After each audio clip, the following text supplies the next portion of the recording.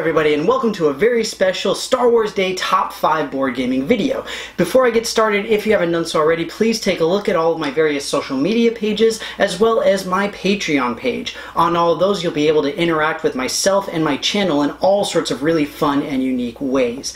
That said, getting right into it, we're talking about Star Wars because May the 4th be with you. It is Star Wars Day, and that means that there's Star Wars nerds everywhere doing all sorts of Star Wars nerdy things. So I thought, what better time than to do a top 5 of my personal favorite board games related to the Star Wars franchise. Now that said, as always, you guys know I love hearing from you.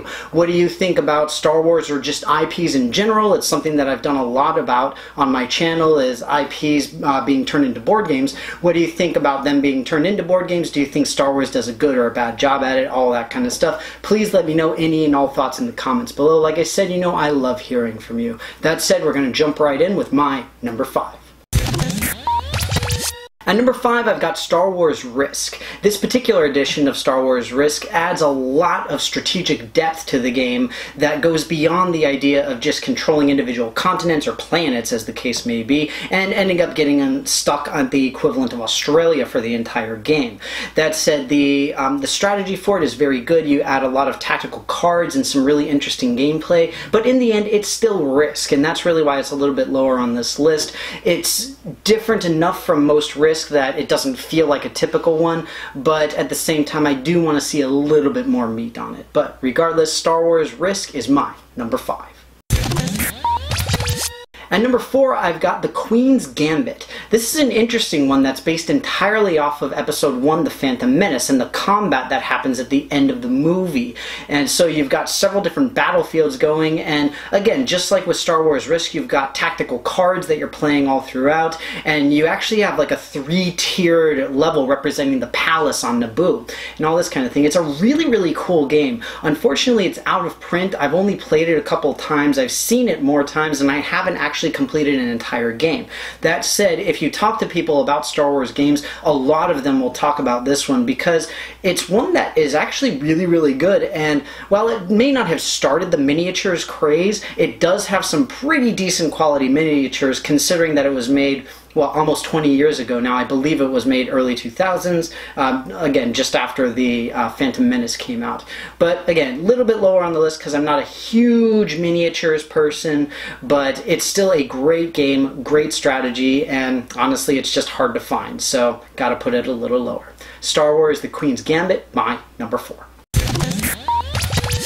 At number 3, I've got XWing Miniatures. That's right. Immediately after I say I'm not a big miniatures fan, I pull out the miniatures game. The thing is, I really enjoy this for the unique strategic depth that it brings to the idea of a war game. Having the whole idea of using the measurements and using the individual stick to see how far you can move, what your firing arc is, all of that kind of thing is really, really cool. And it's normally something you only see in the really huge, large-scale terrain-based war games where you're like recreating Waterloo and stuff like that, like the really famous battles, things of that nature. With this, it boils those aspects down into a very small package. The thing that I don't like about this game is the fact that so much of it is expansion-based. And like, this is literally all I have. I just have the base. I don't have any of the expansion ships or characters or anything along those lines. This is literally all I've got. Not to mention the fact that they came out with Armada,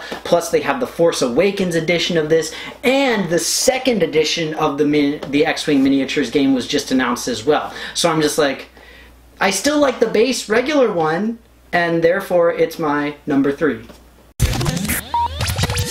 At number 2, I've got Star Wars Imperial Assault. I don't know why I keep saying Star Wars, whatever. We know this is a Star Wars video.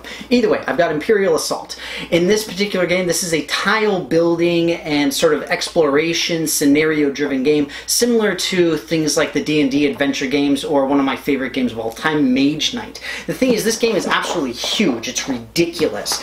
But the great thing about it is, just like with all these other things, the tremendous amount of tactics and strategy involved, and the idea of playing the cards, keeping track of different character health, utilizing the cover and all of these kinds of things is absolutely ridiculous. And the cool thing is that it's fairly asymmetric as well. Like with most of the games related to Star Wars, you have one player playing as the Empire and another playing as the Rebellion, or some sort of relation to that. You have the good guys, quote unquote, and the bad guys. And it makes for a very interesting thing where in Imperial Assault you have what's the equivalent of like a DM, and it's a semi-cooperative game. So it's rather unique in that sense too.